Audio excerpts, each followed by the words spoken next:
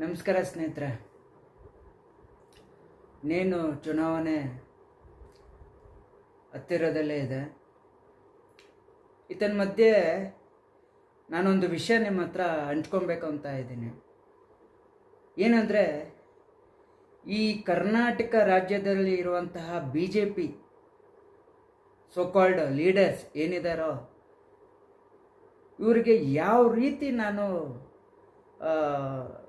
ಯಾವ ರೀತಿ ಇವರಿಗೆ ಮರ್ಯಾದೆ ಕೊಡಬೇಕು ನನಗೆ ಅರ್ಥ ಆಗ್ತಾಯಿಲ್ಲ. ಯಾಕಂದರೆ ಯಾವ ರಾಜ್ಯದಲ್ಲಿ ಇಲ್ಲದೆ ಇರತಕ್ಕಂಥ ಗಲಭೆ ನಮ್ಮ ರಾಜ್ಯದಲ್ಲಿ ಸೃಷ್ಟಿಯಾಗಿದೆ.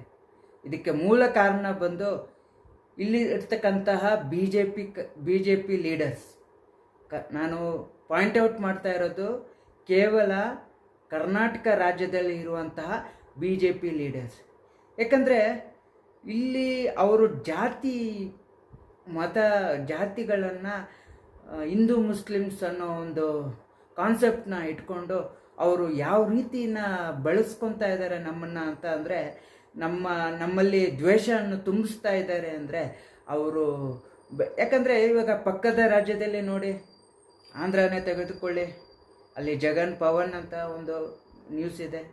ಅಲ್ಲಿ ಹಿಂದೂ ಮುಸ್ಲಿಮ್ಸ್ ಅನ್ನೋ ಗಲಾಟೆ ಇಲ್ಲ.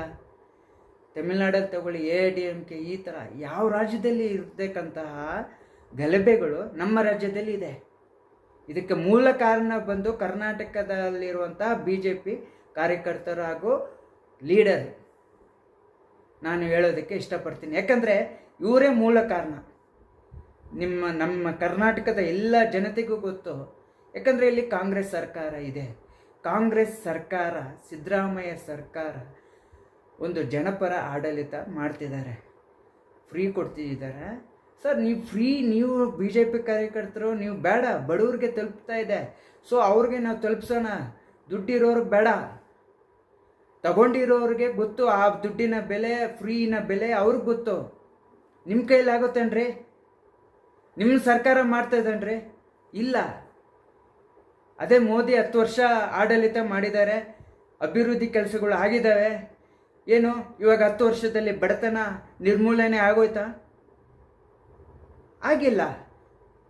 ಎಲ್ಲಾದರೂ ಕ್ಯಾನ್ವಸ್ಗೆ ಹೋಗ್ಬೇಕಾದ್ರೆ ಮೋದಿಯವರು ಬರ್ತಾ ಇದ್ದಾರೆ ಅಂದರೆ ಜೋಪ್ಟಿಗಳನ್ನೆಲ್ಲ ಒಂದು ಕಡೆ ಕವರ್ ಮಾಡ್ತಾರೆ. ಎಲ್ಲಿ ಇದಾಗಿಲ್ಲ. ಬರ್ತಾರೆ, ಹೋಗ್ತಾ ಇರ್ತಾರೆ. ಈ ಬಡತನ ನಿರ್ಮೂಲನೆ ಭಾರಿ ಕಷ್ಟ ಇದೆ. ಎಲ್ಲ ಇಲ್ಲಿ ನಮ್ಮ ರಾಜ್ಯದ ನೀವು ನಾಯಕರುಗಳು, ನೀವು ನಿರ್ಮೂಲನೆ ಮಾಡೋ ತಾಕತ್ತು ನಿಮ್ಮಲ್ಲಿದೆ, ನೀವು ಮಾಡ್ತಾ ಇಲ್ಲ. ನಿಮ್ಗೆ ವೋಟ್ ಬ್ಯಾಂಕ್ಗೋಸ್ಕರ ಆಯಿತು. ನೀವು ರಾಮ ಮಂದಿರ ಮಾಡಿದ್ದೀರಾ, ಆರ್ಟಿಕಲ್ 370 ಮಾಡಿದ್ದೀರಾ, ಒಪ್ಕೊಳ್ಳೋಣ. ಆದರೆ ಹಿಂದೂ ಮುಸ್ಲಿಂ ಅನ್ನೋ ಜಾತಿ ನಮ್ಮಲ್ಲೇ ತಂದಿಕ್ಕೋ ಅಂಥ ಕೆಲಸ ನೀವೇನಕ್ಕೆ ಮಾಡ್ತಾಯಿದ್ದೀರ? ಈ ಹಿಂದೆ ಮಹಾತ್ಮ ಗಾಂಧಿಯವರು ಮಾಡಿರ್ತಕ್ಕಂಥ ತಪ್ಪನ್ನ ನಾವು ಏನಕ್ಕೆ ಮಾಡ್ಬೋದು? ಇವತ್ತು ಮಹಾತ್ಮ ಗಾಂಧಿಯವರು ಇಲ್ಲ. ಇವತ್ತು ಇದಕ್ಕೆ ಹೋಗ್ಲಿ, ಪರಿಹಾರ ಹುಡುಕ್ರಿ. ಹಿಂದೂ ಮುಸ್ಲಿಮ್ಸ್ ಗಲಾಟೆಯನ್ನು ನಿಲ್ಲಿಸ್ರಿ. ಇನ್ನು ಎತ್ತಿಕ್ಕೋದೇನಕ್ಕೆ? ಇದು ಎಲ್ಲ ಪಕ್ಷವ್ರಿಗೂ ನಾನು ಹೇಳ್ತಾ ಇದ್ದೀನಿ. ಇದು ಕಾಂಗ್ರೆಸ್ ಅವರೇ ಆಗಿರಲಿ, BJP ಅವರೇ ಆಗಿರಲಿ. ಕೇಸರಿ ಅಂದರೆ ಹಿಂದೂ, ಇದಂದರೆ ಕ್ರಿಶ್ಚಿಯನ್ನು, ಇದಂದರೆ ಮುಸ್ಲಿಮ್ಸ್. ನಾವು ಒಗ್ಗಟ್ಟಾಗಿದ್ದೀವಿ ಅನ್ನೋ ತೋರಿಸೋದಕ್ಕೋಸ್ಕರ ಇವಾಗ BJP ಅವರು ಕಳಿಸ್ಬಿಡ್ರಿ ಸರ್. ಇವರಿಬ್ಬರನ್ನ ಕಳಿಸ್ಬಿಡಿ, ನಮ್ಮ ದೇಶದಿಂದ ಇವ್ರನ್ನ ಕಳಿಸ್ಬಿಡಿ. ಇವ್ರನ್ನ ಯಾಕೆ ಇಟ್ಕೊಳೋಣ ನಾವು? ಇವರಿಂದ ನಮಗೇನು ಇದಿಲ್ಲ ಅಲ್ಲ, ಕಳಿಸ್ಬಿಡಿ, ಕಳ್ಸೋಣ. ಇವಾಗ ಹೊಸ ಒಂದು ಯೂನಿವರ್ಸಿಟಿ ಓಪನ್ ಆಗಿದೆ, ವಾಟ್ಸಪ್ ಯೂನಿವರ್ಸಿಟಿ ಅಂತ. ಅದರಲ್ಲಿ ಏಜ್ ಇಲ್ಲ, ನೋ ಏಜ್ ಬಾರ್, ಎಲ್ಲ ಥರ ಎಂಟರ್ಟೈನ್ಮೆಂಟು ಇರುತ್ತೆ. ಹಾಗೆ ಅದರಲ್ಲಿ ಇರ್ತಕ್ಕಂತಹ ಇನ್ಫಾರ್ಮೇಷನು ಎಷ್ಟು ಸುಳ್ಳು, ಎಷ್ಟು ಬೇಗ ಹರಡುತ್ತೆ ಅಂದರೆ ಒಬ್ರಿಗಿಂತ ಒಬ್ಬರು ಹರಡಿ ಇದನ್ನು ಮಾಡ್ತಾರೆ, ಗಲಭೆಗಳನ್ನು ಸೃಷ್ಟಿ ಮಾಡ್ತಾರೆ.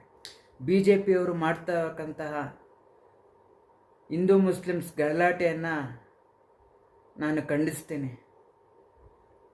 ಇವತ್ತು ನ್ಯಾಯಗೆ, ಆ ಸಾವಿಗೆ ಖಂಡಿತವಾಗ್ಲೂ ನ್ಯಾಯ ಸಿಕ್ಕೇ ಸಿಗುತ್ತೆ ಅವ್ರ ತಂದೆ ತಾಯಿಗಳಿಗೋಸ್ಕರ. ಇವಾಗ ಅವರ ತಂದೆ ತಾಯಿ, ಫಯಾಜ್ ಅವರ ತಂದೆ ತಾಯಿ ಕೂಡ ಹೇಳಿದ್ದಾರೆ ಅವನಿಗೇನು ಬೇಕಾದರೂ ಶಿಕ್ಷೆ ಕೊಡಿ ಅಂತ. ಸರ್ಕಾರ ಆ ನಿಟ್ಟಿನಲ್ಲೇ ಇದೆ. ಯಾಕಂದರೆ ಇದು ದುಬೈ ಅಲ್ಲ, ಅಲ್ಲೇ ಸ್ಪಾಟಲ್ಲಿ ನೇಣಾಕಿ ಕೊಡಬೇಕು. ಆ ಕಾನೂನು ತರಬೇಕು, ಸಂವಿಧಾನ ಇದೆ. ಡಾಕ್ಟರ್ BR ಅಂಬೇಡ್ಕರ್ ಬರ್ತಕ್ಕಂಥ ಸಂವಿಧಾನ ಇದೆ, ತಿದ್ದುಪಡಿ ಮಾಡೋಣ, ಆಯಿತು, ಸ್ಪಾಟಲ್ಲೇ ನಾವು ಸಾಯಿಸೋಣ.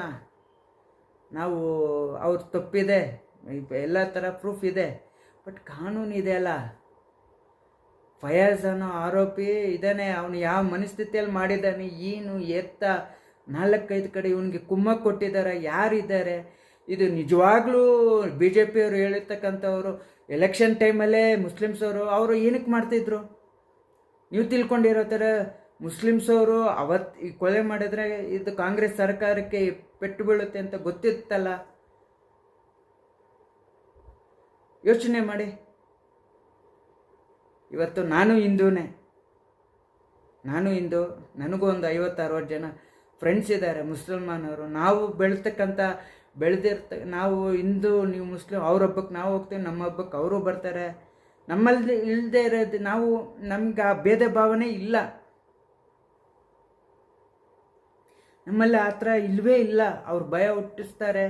ಯಾರು ಹೇಳ್ತಾರೆ 2050ರಲ್ಲಿ ಎಲ್ಲ ಪಾಕಿಸ್ತಾನ ನಮ್ಮ ಹಿಂದೂಸ್ತಾನ ಎಲ್ಲ ಇದು ಮಾಡ್ತೀವಿ. ಯಾರು? ವಾಟ್ಸಪ್ ಯೂನಿವರ್ಸಿಟಿಯಲ್ಲಿ ಬರ್ತಕ್ಕಂಥ ವಿಷಯಗಳನ್ನ ನಾವು ತಗೊಂಡು ಅದನ್ನು ನಾವು ತಲೆಗೆ ಹಾಕ್ಕೊಂಡು ಮುಸಲ್ಮಾನರು ಸರಿಯಿಲ್ಲ, ಮುಸಲ್ಮಾನವ್ರು ಹಂಗೆ, ಅವರು ಲವ್ ಜಿಹಾದ್ ಮಾಡಿ ನಮ್ಮ ಹೆಣ್ಮಕ್ಳನ್ನ ಸಾಯಿಸ್ತಾರೆ ಅಂತ ತುಂಬತಕ್ಕಂತಹ ಪಕ್ಷ ಅಂತ ಅಂದರೆ ಅದು ಬಿ ಜೆ ಪಿ ಪಕ್ಷ.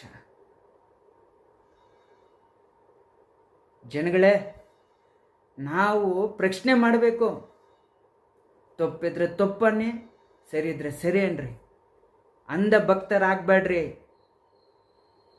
ಇವತ್ತು ಕರ್ನಾಟಕ ರಾಜ್ಯದಲ್ಲಿ 28 ಸಂಸದರಲ್ಲಿ ಕಳೆದ ಬಾರಿ 26 ಸಂಸದರು ಹೋದರು. ಏನು ತಂದರು ಸರ್? ಕೇಂದ್ರ ಸರ್ಕಾರದಿಂದ ಯಾವ ಯೋಜನೆಗಳನ್ನ ನಮ್ಮ ಸರ್ಕಾರಕ್ಕೆ ಇವರು ಮೀಡಿಯೇಟರ್ಗಳಾಗಿ ನಾವು ಕಳಿಸಿದ್ವಲ್ಲ, ಕೇಂದ್ರ ಸರ್ಕಾರದಿಂದ ರಾಜ್ಯ ಸರ್ಕಾರಕ್ಕೆ ಏನು ಯೋಜನೆಗಳು ತೆರಬೇಕಾಗಿರೋಂಥ ಇವರು ಮೆಂಬರ್ ಆಫ್ ಪಾರ್ಲಿಮೆಂಟ್ ಅಂತಾರಲ್ಲ, MP ಗಳು ಏನು ಮಾಡಿದ್ರು ಸರ್? ಹೋದ್ರು, ಅಟೆಂಡೆನ್ಸ್ ಹಾಕಿ ಬಂದರು, ಹಾಜರಾತಿ ಕರೆಕ್ಟಾಗಿದೆ. ಆ ವಾಯ್ಸ್, ಕರ್ನಾಟಕದ ಪರವಾಗಿ ಮಾತಾಡ್ತಕ್ಕಂಥ ವಾಯ್ಸ್ ಇದೆಯಾ? ಇಲ್ಲ, ಮಾತಾಡಿಲ್ಲ.